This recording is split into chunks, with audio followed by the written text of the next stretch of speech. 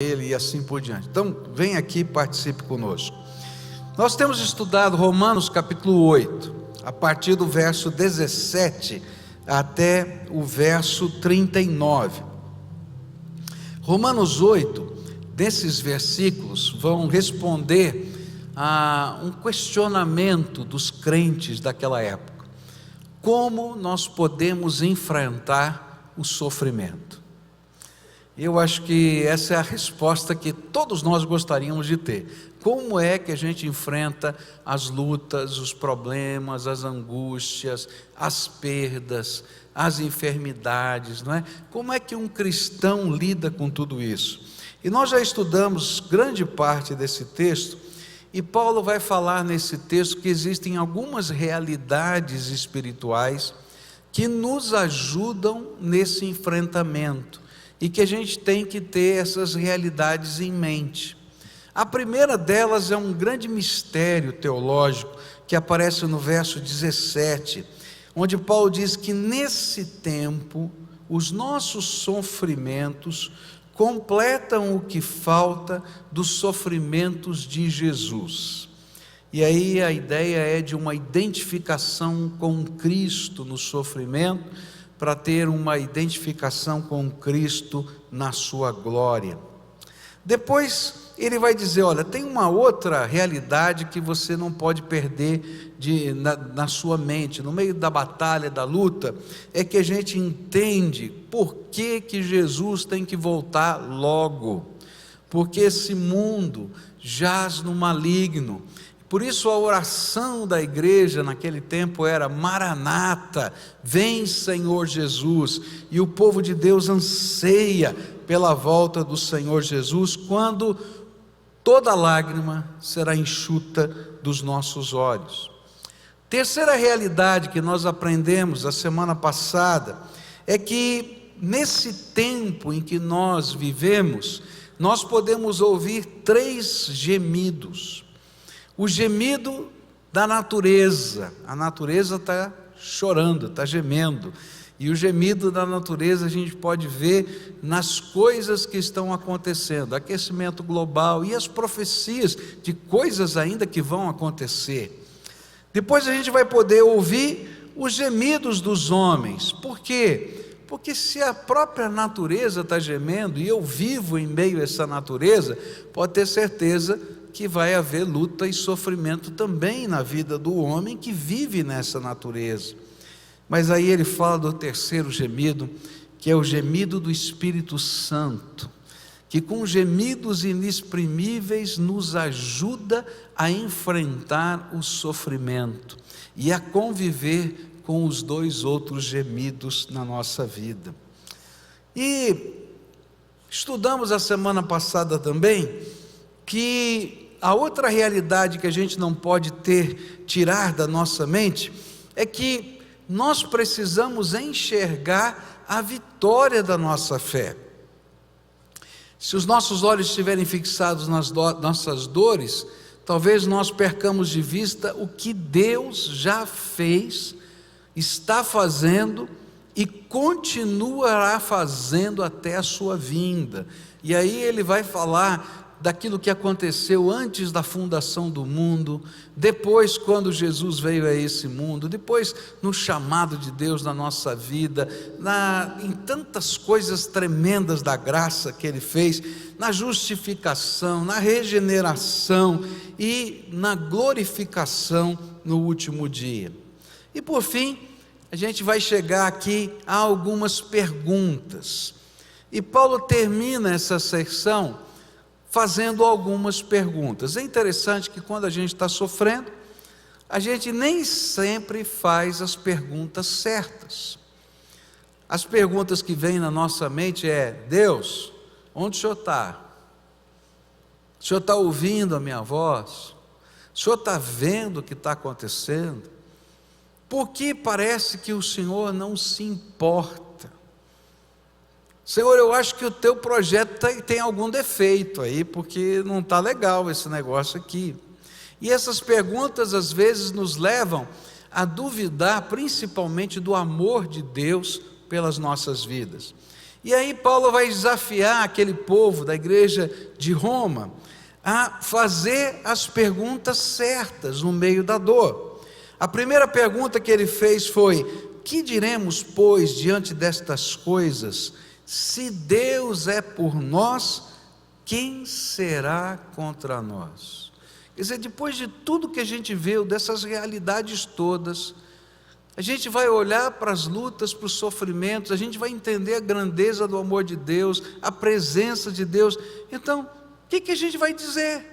Se Deus é por nós, sabe falar aí? Se Deus é por nós, uau, é isso. Aí ele vai para a segunda pergunta.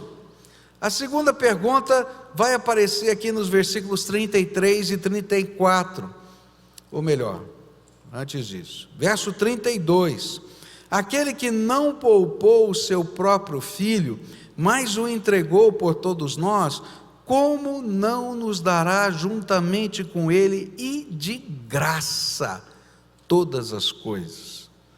A pergunta é: quem não poupou o seu filho, não vai dar tudo por você?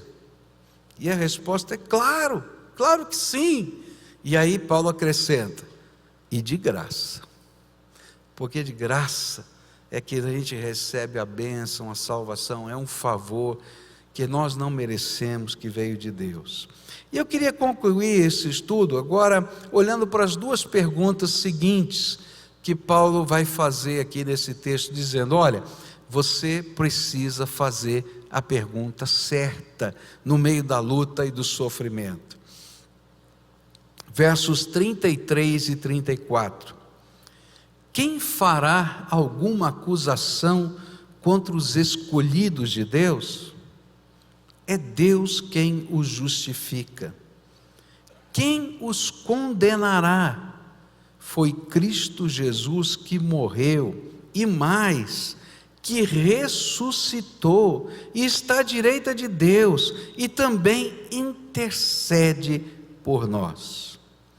A pergunta que Paulo vai fazer é direta: quem pode acusar ou condenar os filhos de Deus?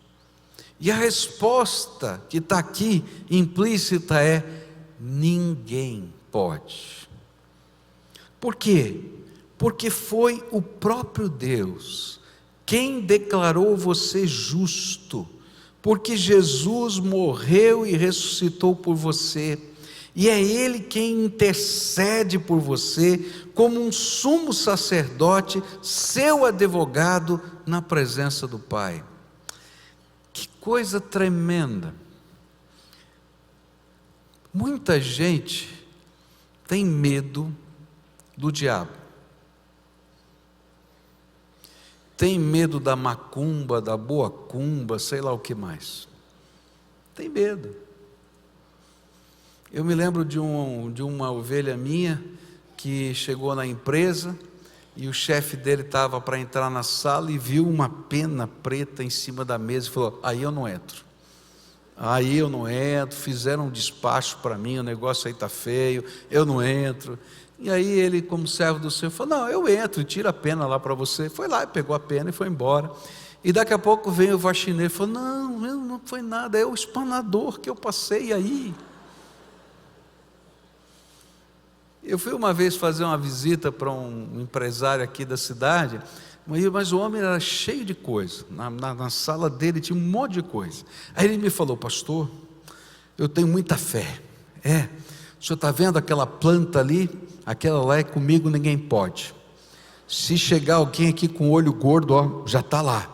Está vendo esse outro negócio aqui? É um cristal que me mandaram não sei de onde, tem uma energia e tal, e etc. Eu fiquei pensando: isso não é fé. Fé na pessoa do Todo-Poderoso e do seu Filho Jesus, o nosso Salvador, é algo muito maior do que isso. E Paulo está dizendo assim: olha, do que é que você tem medo?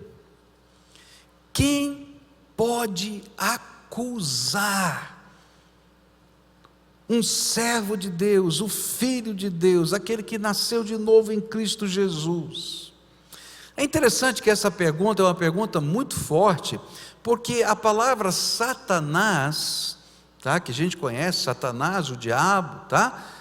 A palavra Satanás significa acusador.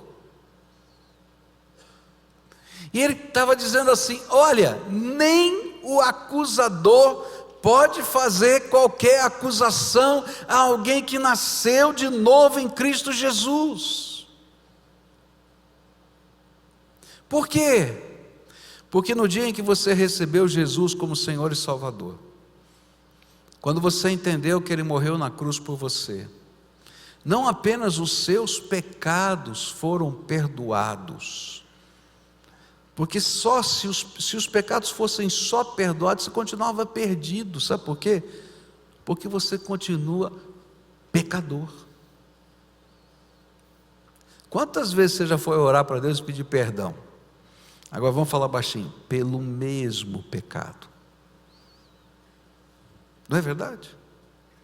Não, mas quando você recebeu Jesus como Salvador, um milagre maior aconteceu. Deus declarou do céu um decreto do Todo-Poderoso, irretratável, irrevogável: você foi justificado no sangue de Jesus.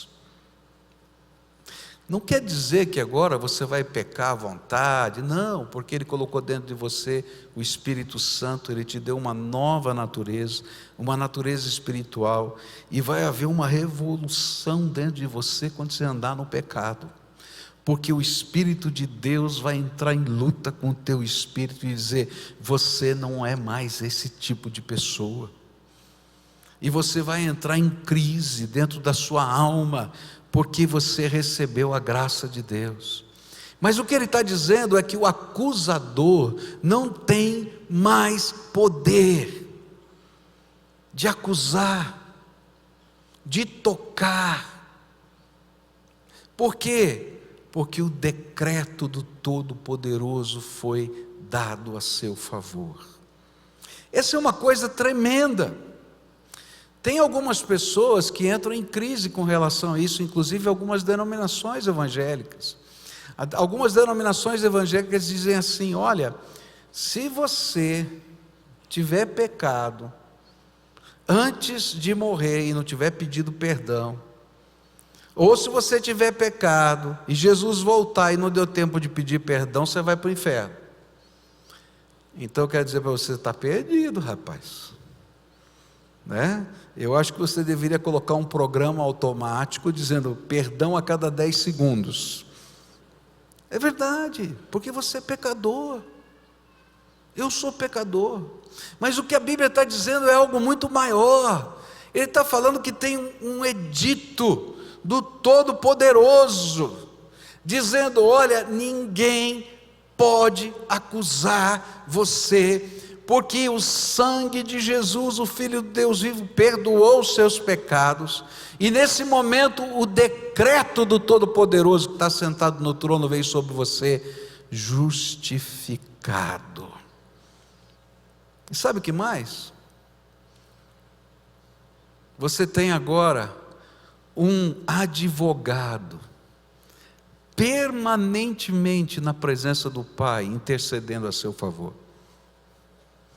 Jesus Cristo está lá intercedendo a seu favor.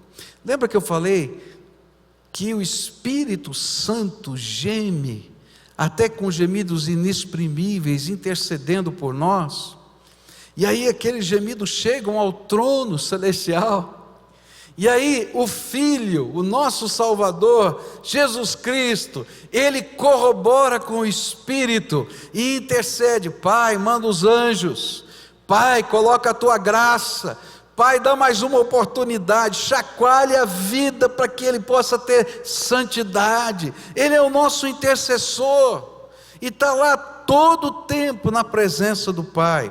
Olha só o que a Bíblia diz em 1 João 2, versos 1 e 2: filhinhos meus, Estas coisas vos escrevo para que não pequeis. Se todavia alguém pecar, temos advogado junto ao Pai, Jesus Cristo justo, e Ele é a propiciação pelos nossos pecados, e não somente pelos nossos próprios, mas ainda pelos do mundo inteiro. Deus já declarou do seu trono esse edito irrevogável, e já não há mais qualquer condenação sobre você que crê em Jesus como seu Senhor e Salvador. A Bíblia é tão séria com relação a isso, que ele vai dizer assim: já passaram da morte para a vida. Já foi.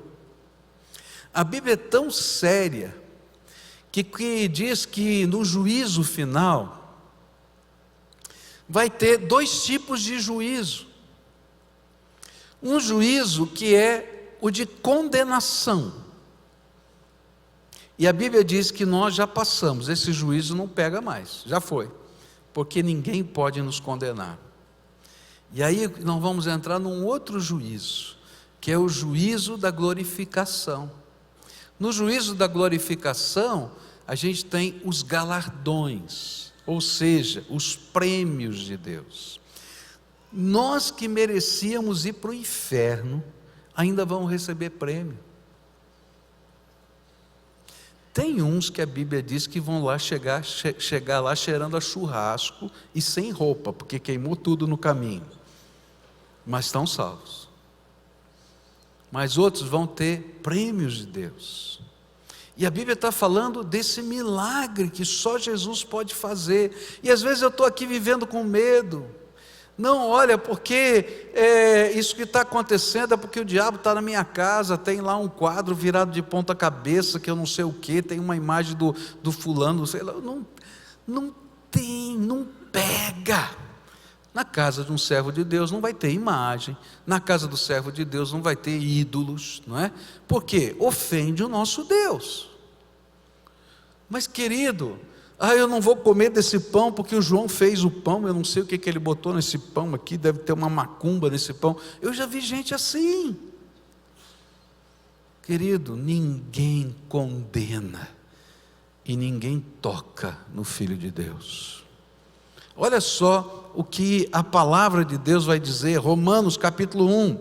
Agora já não existe Romanos 8, verso 1, agora já não existe nenhuma condenação para as pessoas que estão unidas com Cristo Jesus, pois a lei do Espírito de Deus, que nos trouxe vida, por estarmos unidos com Jesus Cristo, com Cristo Jesus, livrou você da lei do pecado e da morte. Deus fez o que a lei não pôde fazer, porque a natureza humana era fraca, e Deus condenou o pecado na natureza humana, enviando o seu próprio Filho, que veio na forma da nossa natureza pecaminosa, a fim de acabar com o pecado. Deus fez isso para que as ordens justas da lei pudessem ser completamente cumpridas por nós, que vivemos de acordo com o Espírito de Deus e não de acordo com a natureza humana. Porque as pessoas que vivem de acordo com a natureza humana têm a sua mente controlada por essa mesma natureza, mas as que vivem de acordo com o Espírito de Deus têm a sua mente controlada pelo Espírito. E aí a Bíblia vai continuar dizendo que nem Satanás pode condenar ou acusar, nem mesmo nos tocar como servos amados de Deus. 1 João 5, versos 18 e 19 diz assim: sabemos que todo aquele que é nascido de Deus não vive em pecado, antes, aquele que nasceu de Deus o guarda, e o maligno não lhe toca. Repete comigo: e o maligno não lhe toca. Fala para quem está perto de você: o maligno não pode tocar em você. Se você é um filho de Deus, ele não pode. ele não pode tocar em você, porque quem é que guarda você? Jesus Cristo, seu Senhor e Salvador. E aí o verso 19 diz assim: sabemos que somos de Deus e que o mundo inteiro jaz no maligno. Essa é uma afirmação muito pesada e muito séria. O que ele está dizendo aqui é que nós estamos guardados de todas essas coisas debaixo da graça de Deus. Mas nesse mundo o maligno está operando e fazendo coisas terríveis aqui.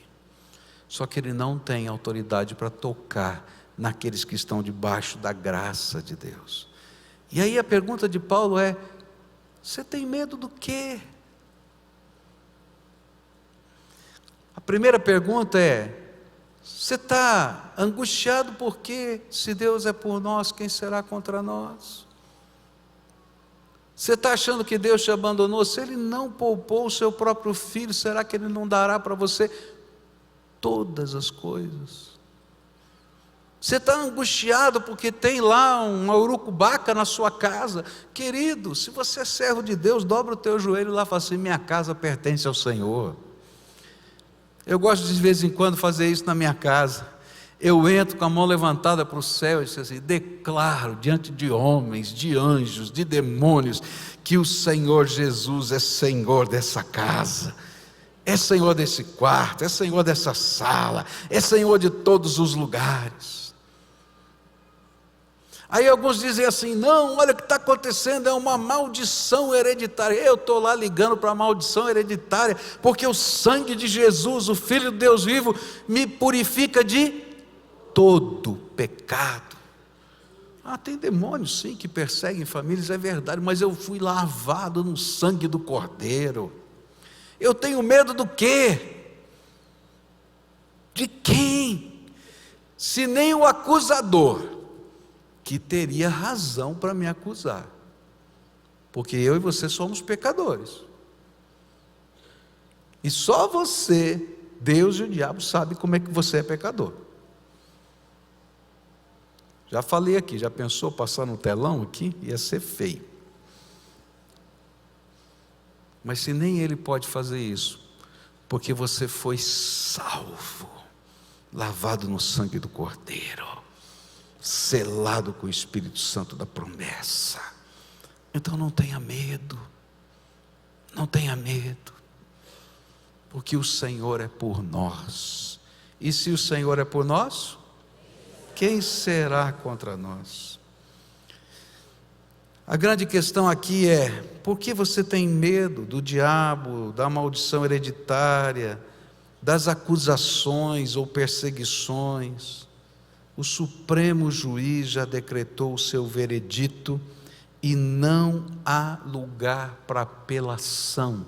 É final, acabou, é final, é palavra do Deus Todo-Poderoso. A última pergunta que Paulo vai fazer, na verdade, elas são uma série de perguntas sobre o mesmo assunto, e eu vou colecioná-las todas aqui para a gente poder estudar. Versículos 35 a 39, a Bíblia diz assim: quem nos separará do amor de Cristo? Será a tribulação, ou a angústia, ou a perseguição, ou fome, ou nudez, ou perigo, ou espada? Como está escrito: por amor de ti enfrentamos a morte todos os dias, somos considerados como ovelhas destinadas ao matadouro.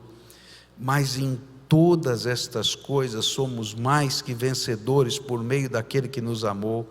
Pois estou convencido de que nem a morte, nem a vida, nem anjos, nem demônios, nem o presente, nem o futuro, nem quaisquer poderes, nem altura, nem profundidade, nem qualquer outra coisa na criação será capaz de nos separar do amor de Deus que está em Cristo Jesus, o nosso Senhor. A última pergunta é emblemática. Ela está dizendo para você assim: olha, você está preocupado, você está angustiado, você está passando por uma série de lutas, você está passando por uma série de provações, você está no vale da sombra da morte, porque todos nós um dia vamos morrer, queridos. O último inimigo a ser vencido na volta do Senhor Jesus vai ser a morte. A morte só vai deixar de existir quando Jesus voltar. Antes disso, a gente vai um dia passar pelo vale da sombra da morte, não tem jeito. Mas ele vai dizer assim: apesar de tudo isso, você acha que alguma coisa ou alguém pode separar você, filho de Deus, do amor do Pai? E aí, a resposta natural que esse texto está dando é: nada, nem ninguém pode separar você do amor do Pai. E aí ele diz: olha, nem a tribulação não pode separá-lo do amor de Cristo. Por quê? Porque toda vez que você estiver passando pela tribulação, você lembra daquela história que está no livro de Daniel? Sadraque, Mesaque e Abidnego, eles foram jogados na fornalha, e lá na fornalha, o rei começou a olhar e disse assim: mas não foram 3 as pessoas que nós jogamos na fornalha? Eles disseram: sim, foram 3, Sadraque, Mesaque e Abidnego. E por que eu estou vendo um 4º homem andando com eles? Queridos, toda vez que você estiver atravessando a tribulação, Jesus há de ser aquele 4º homem que vai estar na fornalha da aflição com você. Ele prometeu: eis que estou convosco todos os dias, até a consumação dos séculos. A tribulação não pode separar você do amor de Deus, porque Jesus, o seu Salvador, vai estar no meio da fornalha com você. Nem sempre a gente vai ser isento da fornalha, e às vezes a gente imagina isso, mas Ele vai estar caminhando conosco dentro da fornalha. Paulo continua a fazer perguntas retóricas aqui, e ele vai dizer assim: olha, a angústia pode separar você do amor de Deus? Olha, a angústia também não pode separá-lo do amor de Jesus. Porque quando você, na sua angústia, não souber nem como orar, o Espírito Santo intercederá por você com gemidos inexprimíveis. Olha, nem no meio da angústia você vai estar separado da presença do Senhor. Tem uma história, né, que é muito conhecida, você deve ter lido até em alguns calendários que foram publicados, onde tinha os passos na areia, não é? E aí então alguém diz assim: Senhor, eu vi os teus passos até aquele lugar, e depois, não é? Eu vi os meus passos junto com os teus até aquele lugar, e depois só vi as minhas pegadas. Onde o Senhor foi? E aí então Jesus responde nessa história: não, meu filho, você viu errado, aqueles eram os meus pés, porque eu estava carregando você no meu colo. Eu acho bonita essa história, ela não tem veracidade, não aconteceu, mas ela ilustra o que está dizendo. No meio da angústia, tem momentos que a gente vai no piloto automático. Não sei se você já andou no piloto automático, né? É interessante esse negócio do piloto automático. Eu me lembro de uma vez que eu tinha mudado de local de trabalho, peguei o carro para ir para trabalhar, primeira semana, não é? Morava em São Paulo, peguei meu carro para ir trabalhar, passei em frente ao novo trabalho, né? E não percebi, e fui estacionar o carro no velho trabalho. E quando eu cheguei lá, eu disse assim: o que eu estou fazendo aqui? Era lá atrás que eu tinha que estar, porque eu estava no piloto automático. Bom, de manhã cedo eu sempre estou no piloto automático, né? Eu estou meio assim, né? Meio zen, né? E, gente, é tão interessante. Eu quero dizer para você que às vezes no meio das angústias a gente anda no piloto automático. mas tem alguém que está do nosso lado guiando a nossa vida. Jesus, o Todo-Poderoso, vai estar no meio da angústia junto com a gente. Nem sempre a gente vai ser isento da angústia. Talvez você esteja vivendo um tempo de angústia, mas eu vim aqui dizer para você que nem a angústia que você está vivendo pode separá-lo do amor presente do Salvador Jesus. Ele está aí. Aí Paulo continua a perguntar: perseguição, e esse era o problema dos romanos. Ele está dizendo: não, o Senhor está aí. Fome, não tem comida. Eu me lembro de uma vez que a nossa missionária Ana Alzira estava ainda trabalhando em Angola naquele tempo, e a cidade onde ela estava trabalhando, no meio da guerra civil que estava havendo ali em Angola, ela ficou sitiada pelas tropas de um lado e do outro, e aí as tropas estavam disputando a cidade. Então tinha bombardeio de um lado, bombardeio do outro, e o povo da cidade foi para dentro da igreja, e era uma coisa tremenda, porque todos os prédios à volta da igreja tinham caído, mas a igreja estava de pé, e havia um profundo temor do Senhor naquele lugar, porque todo mundo via que a bomba caía do lado, caía do outro, não caía na igreja. E sabe o que mais?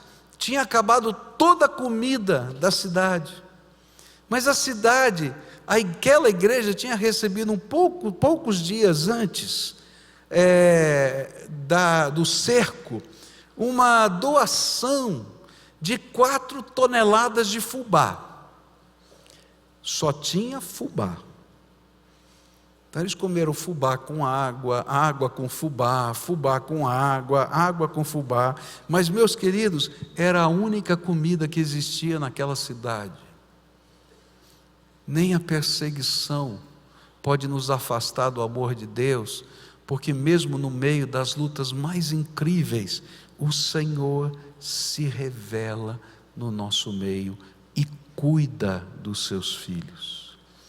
Não quer dizer que a gente não vai estar no meio de uma guerra, não quer dizer que não vai faltar comida, mas fubá com água vai ter para você. Você está entendendo? Porque a graça de Deus é assim. Ele providencia coisas que a gente não consegue entender. E Ele está dizendo: você acha que isso vai te afastar do amor de Deus? Não vai. E se acabar a roupa? Não vai. E se o perigo vier? Não vai separar do amor de Jesus, porque Ele nos ama, não nos abandona, nem desiste de nós. E eu vim aqui hoje para dizer para você: Jesus não desistiu de você. Eu não sei o que está acontecendo, mas Jesus não desistiu de você. Ele ainda está no controle, e Ele tem um plano para a sua vida. Paulo vai continuar, e ele coloca uma coisa forte aqui: espada. É interessante porque essa palavra espada aqui tinha a ver com a pena de morte romana. E ele estava dizendo que no meio daquela perseguição, alguns daqueles crentes seriam mortos pelo Império Romano. Mas nem aquilo podia separá-los do amor de Deus. Porque nem a perseguição e nem a morte pelo Estado poderia separá-los do amor de Deus. E aí Paulo vai dizer assim: eu sei que nós estamos sujeitos a tudo isso aqui na terra, mas o Senhor já preparou para mim um lugar na sua casa eterna, e decidiu dar a mim, um pecador, o seu reino. E aí ele vai dizer uma das coisas mais tremendas, que a gente só vai conseguir entender se a gente compreender a obra de Deus. Verso 37, mas em todas estas coisas somos mais que vencedores por meio daquele que nos amou. O que Paulo está tentando dizer é que até aquilo que parece definitivo,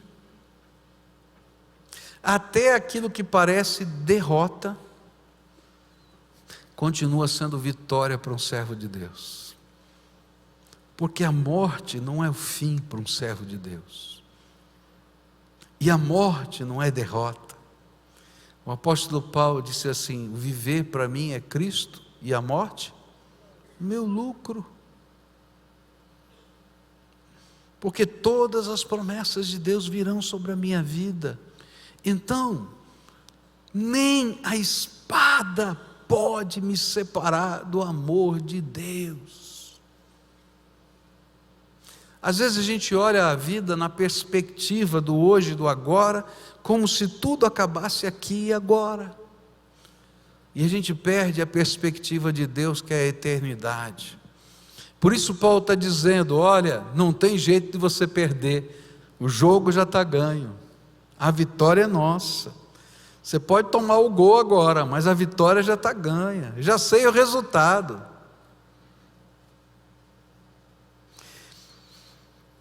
Eu estava conversando com um maratonista, e ele estava me falando das maratonas, né? E ele disse um negócio estranho. Ele falou assim: olha, chega um momento na maratona que todo maratonista quer desistir, não importa quanto treinamento ele tenha feito. Chega lá perto dos 30 quilômetros, começa a doer tudo. Dói tudo. Dói um músculo, dói a cabeça, dói as costas, dói tudo. E aí todo mundo diz assim: olha, não dá. Mas aí a gente vai buscar aquele restinho de energia que está não sei onde, e a gente vai para frente. Eu estava lendo esse texto e me veio essa figura na mente, tá?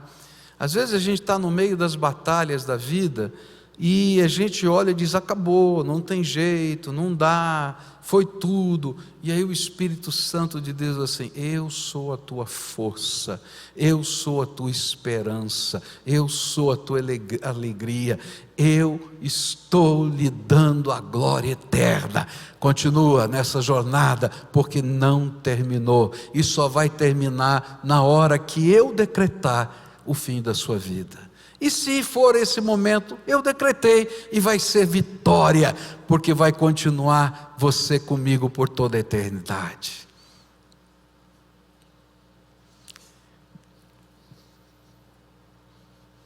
E aí Paulo vai continuar. Por isso ele vai dizer assim: por isso, nem a morte vai separar você, nem a vida vai separar você, porque a sua missão de vida está em Jesus. Querido, se a tua missão de vida estiver em qualquer outro lugar, você está perdido, porque você vai se frustrar. Não importa qual seja a sua profissão, a tua missão é a glória de Deus, é servir o Senhor, não importa qual seja a sua profissão. Sua família é para a glória de Deus, os teus bens são para a glória de Deus, porque você inteiro é para a glória de Deus. E quando a gente entende isso, não importa onde a gente esteja nessa vida, eu estou vivendo para a glória de Deus, a minha vida tem sentido, tem propósito, e a gente vê o fruto, porque o nosso trabalho não é vão no Senhor. Agora, se eu estiver construindo só a minha vida, eu vou me frustrar, porque toda vez que a gente constrói um castelo de areia, a gente se frustra. Eu era garoto, né? Eu acho que todo mundo já teve essa experiência, e eu gostava de ir para a praia construir castelos de areia, fazer construções na areia, né? E eu tinha irmãos menores, e eu ficava trabalhando no castelo, e de repente chegava um irmãozinho meu correndo assim, blá, destruiu o castelo. Destruiu meu castelo. Aí ia lá e reconstruía o castelo, estava lindo, chamava meu pai, chamava minha mãe, e todo mundo vendo. Aí a maré subia, e levava o castelo embora. Querido, se a tua vida é construir só a tua história, você está construindo castelos de areia. Alguém vai derrubar os seus castelos, ou a própria vida vai levá-los. Agora, se a tua vida é para a glória de Deus, pode ter certeza, que não importa o que esteja acontecendo, Deus vai manifestar a glória dele através do seu Filho. Nossa vida tem sentido e missão. E Paulo vai continuar: nem a vida, nem a morte, nem demônios, que eles já foram derrotados na cruz, nem o presente, porque o presente é o tempo em que o Espírito Santo habita em mim, nem o futuro, porque o futuro pertence a Deus, Ele tem a minha história nas suas mãos, nem quaisquer poderes, porque o meu Senhor é o Todo-Poderoso, nem altura, não há lugar em que meu Deus não possa chegar, nem a profundidade, porque não tem lugar que o Senhor não vá, nem qualquer outra coisa, porque Ele é o Senhor de toda a criação. Qualquer coisa que exista nesse universo, Ele é o Senhor. E Ele vai dizer: nada pode separar você do amor de Deus revelado em Cristo Jesus, o nosso Senhor. Está no meio da luta, no meio da angústia, da frustração, da batalha, então algumas coisas você tem que trazer na mente. Essas perguntas feitas por Paulo, elas são tremendas para a gente enfrentar essas situações. Paulo vai dizer para a gente: olha, se Deus é por nós, quem será contra nós? Acabou. Se o Senhor não poupou o seu próprio Filho, será que Ele não está disposto a dar para você todas as coisas e de graça? Quem pode acusar um filho de Deus que já recebeu o decreto de justificação e salvação? O que ou quem poderá separar você do amor tremendo de Deus? E eu acho tremendo a ironia de Deus. Eu acho que na Bíblia assim a gente vê uma ironia muito grande de Deus, porque a Bíblia diz que ninguém sabia exatamente como Deus ia nos salvar, qual seria o plano da nossa salvação, era um segredo.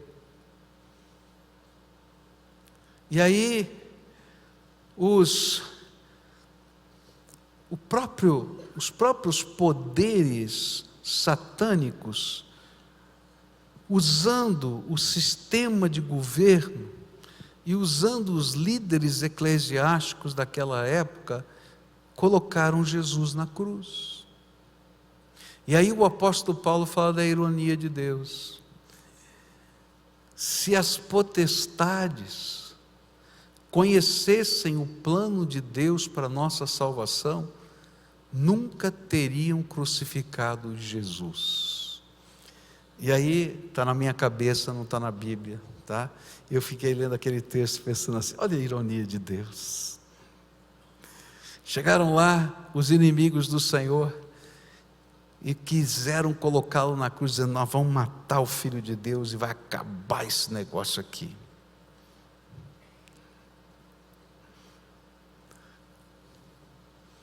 E eles não sabiam que eles estavam seguindo o propósito de Deus para a nossa salvação. Eu acho que deu uma raiva para eles depois. Fizemos justamente o que Deus queria que a gente fizesse. Está entendendo? E aí quando Jesus ressuscitou, houve um brado do céu: acabou. E diz Apocalipse 12, que o arcanjo Miguel recebeu a ordem, e Satanás e os seus demônios foram expulsos das regiões celestiais, onde Deus tinha que aguentar com paciência eles andando por lá. E eles foram lançados na terra, e agora eles já sabem da sua derrota completa. Quem pode nos separar do amor de Deus? Ninguém.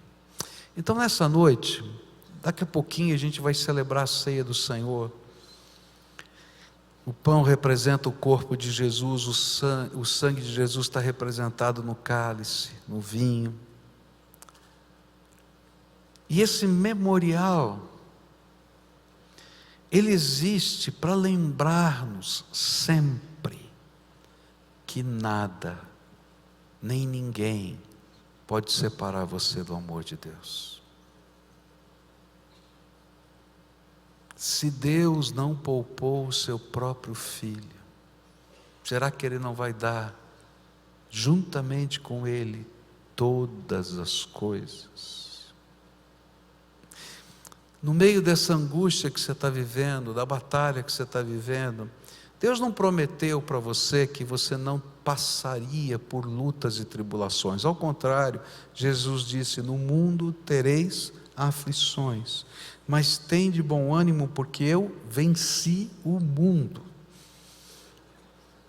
Mas você não vai estar sozinho, e Deus vai ter um plano para a sua vida.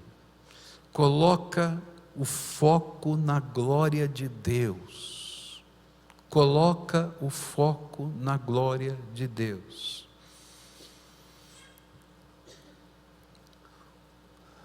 Uma vez, os jogadores de futebol da seleção brasileira estavam sendo pastoreados por um capelão evangélico. E eles estavam no culto, e aquele capelão perguntou assim: por que você acha que Deus deveria ouvir a sua oração e deixar você ganhar a Copa do Mundo?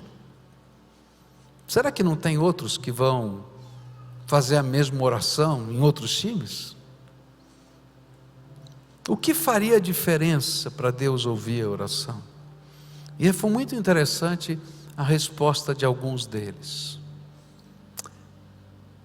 Se for para a glória de Deus, Ele vai nos dar. E daquele dia em diante, aconteceu uma mudança entre muitos dos evangélicos que estavam praticando esportes. Eles começaram a levantar suas mãos para os céus, apontar para Jesus, dando glória a Ele, até que proibiram. Eles colocavam uma camiseta embaixo com frases glorificando ao Senhor, porque eles entenderam que a vida só tem sentido se for para a glória de Deus. No meio das lutas, dos sofrimentos, das angústias, eu posso ter certeza que o amor de Deus está aqui e não vai me desamparar. Mas eu preciso ter convicção e determinação para viver o que for para a glória de Deus aqui nessa terra. E nessa santa sinergia, a gente vai ver o poder do Senhor se revelando na nossa fraqueza. Queridos, nessa hora eu queria convidá-los a se prepararem para receberem esses elementos. E a preparação é simples. Como é que está o teu coração? Cheio de perguntas? Confirma a sua fé no Deus vivo que está do teu lado. Declara o teu propósito de viver para a glória de Deus, e deixa Deus conduzir a tua vida segundo a vontade dEle. Nessa hora eu queria convidar você que é servo do Senhor Jesus, que já foi batizado conforme a palavra de Deus ensina, já deu a sua pública profissão de fé, que está em comunhão com o Senhor e com a sua igreja, a partilhar desse pão e desse vinho junto conosco, celebrando a presença real de Jesus, não só agora na ceia, todos os dias, até a consumação dos séculos, e confirmando que eu e você estamos aqui, e vamos viver em toda e qualquer situação, porque pertencemos a Ele, para a glória dEle. Adoremos ao Senhor.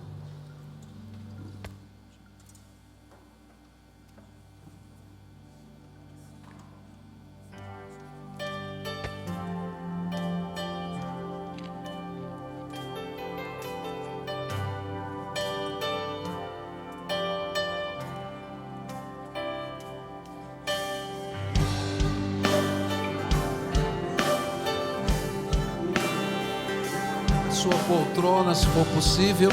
E à medida que você receber os elementos, você vai sentando.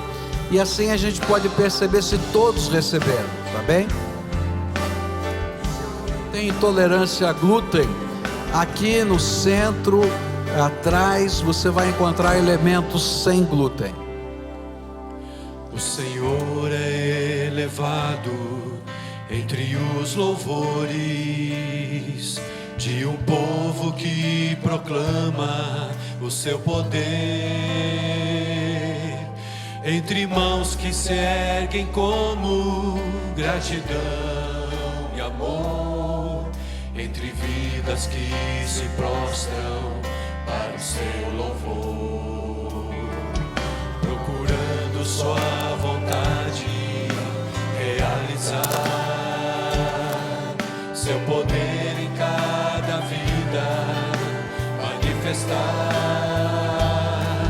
para que o mundo creia e venha te adorar, Senhor, reconhecendo que só Tu és Deus. Glória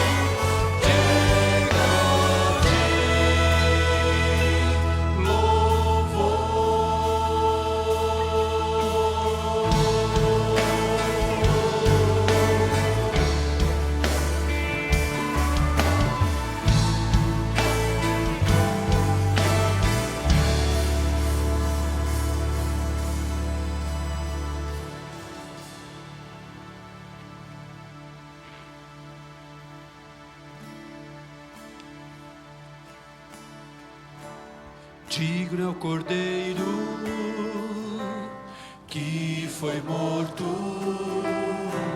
santo, santo Ele é. Um novo cântico ao que se assenta sobre o trono do céu.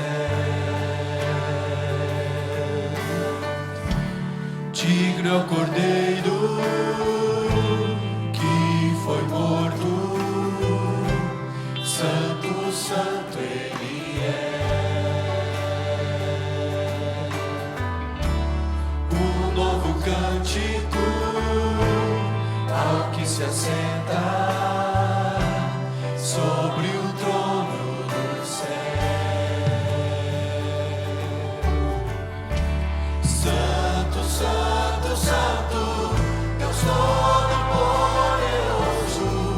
que era e é e há de vir. Com a criação eu canto louvores ao Rei dos Reis. És tudo para mim e eu te adorarei.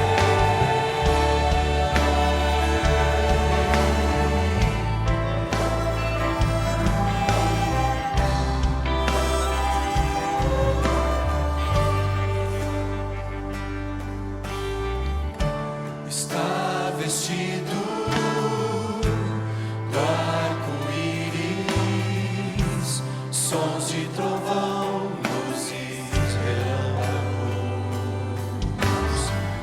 louvores, honra e glória, força e poder para sempre, ao único Rei eternamente.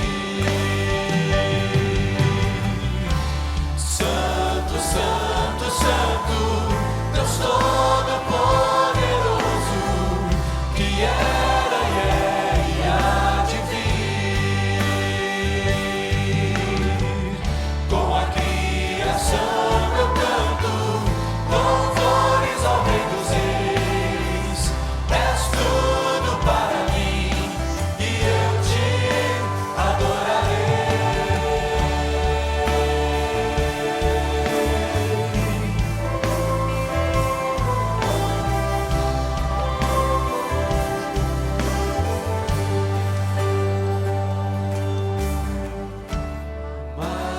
Maravilhado, extasiado, eu fico ao ouvir teu nome.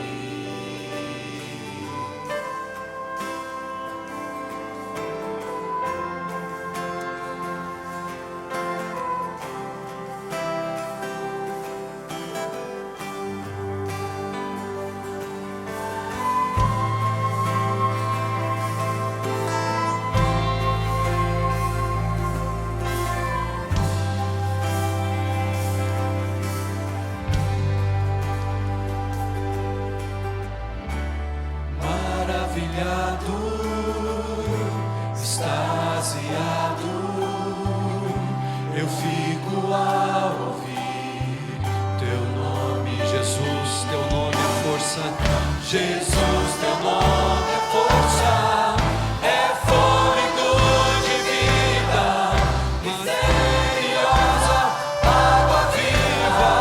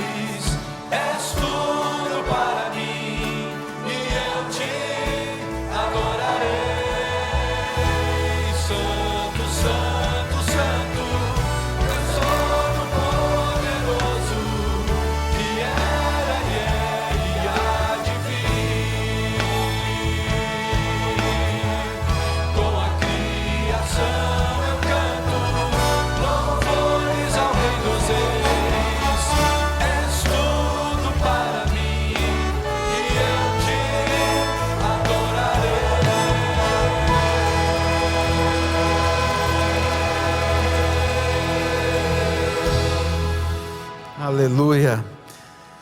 Louvado seja o Senhor. O apóstolo Paulo disse, no meio de uma luta e de um sofrimento, de sombras de morte, que ele se sentia como sendo derramado em libação. Libação é uma oferta de um líquido derramado sobre o altar.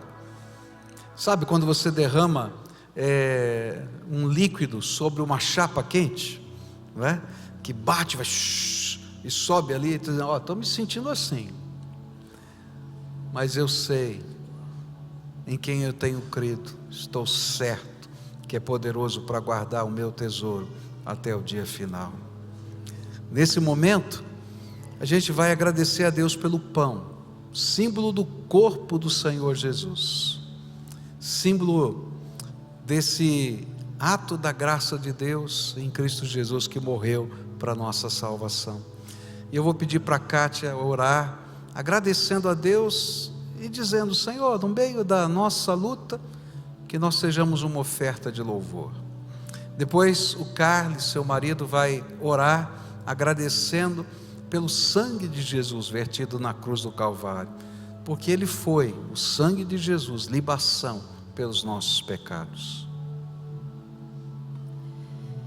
Pai querido, nós queremos te louvar, ó Pai, porque podemos fazer parte, ó Pai, da tua igreja, e hoje juntos, ó Pai, estarmos relembrando, ó Pai, a tua morte, a morte, ó Pai, que nos permite, ó Pai, ter o perdão dos nossos pecados e essa comunhão contigo, ó Pai. Pai, obrigada, Senhor, porque mesmo, Pai, em muitas situações em que a gente passa dificuldade, passa por lutas, como é bom saber que o Senhor está conosco, o Senhor está nos sustentando e o Senhor nos fortalece, mesmo que a gente não entenda o motivo de tantas coisas, às vezes, que nos fazem, às vezes, sofrer aqui nesse mundo, Pai.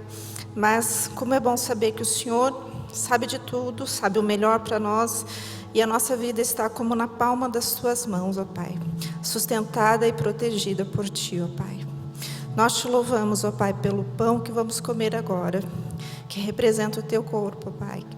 Que isso seja um memorial, ó Pai, que faça nos lembrar, Senhor, do teu cuidado, do teu amor por nós, ó Pai. Comamos desse pão.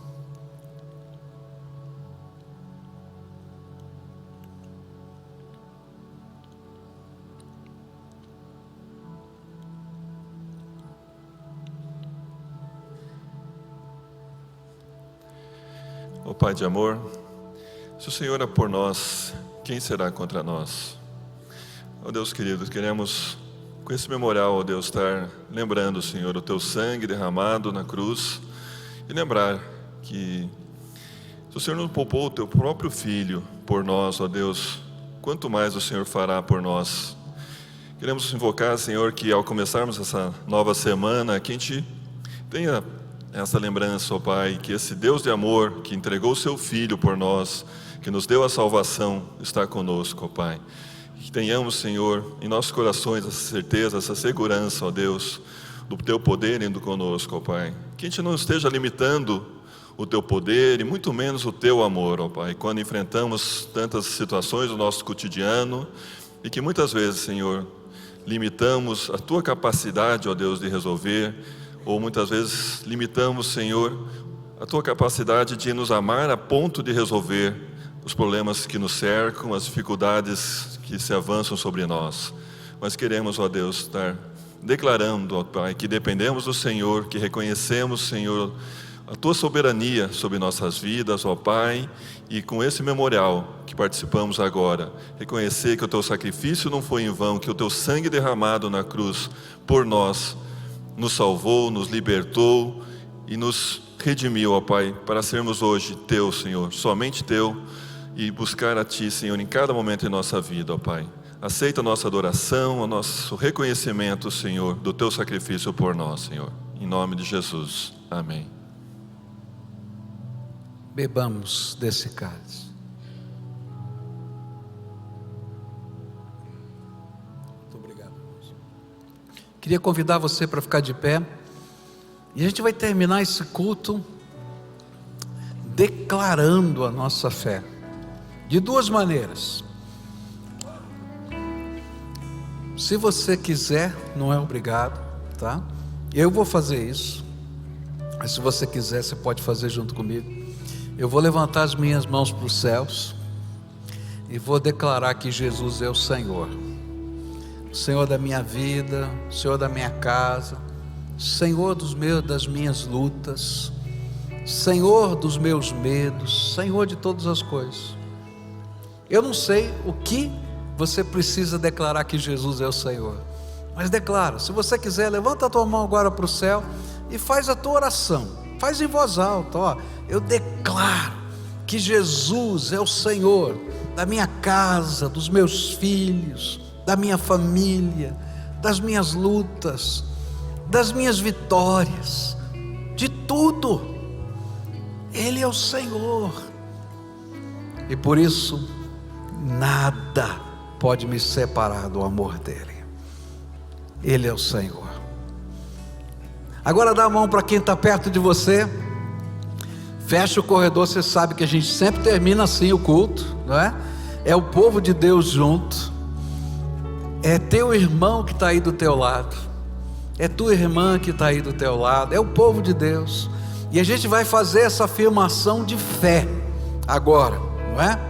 Essa afirmação que diz que Deus nos deu promessas, e Ele vai cumprir cada uma delas, amém? Cante conosco.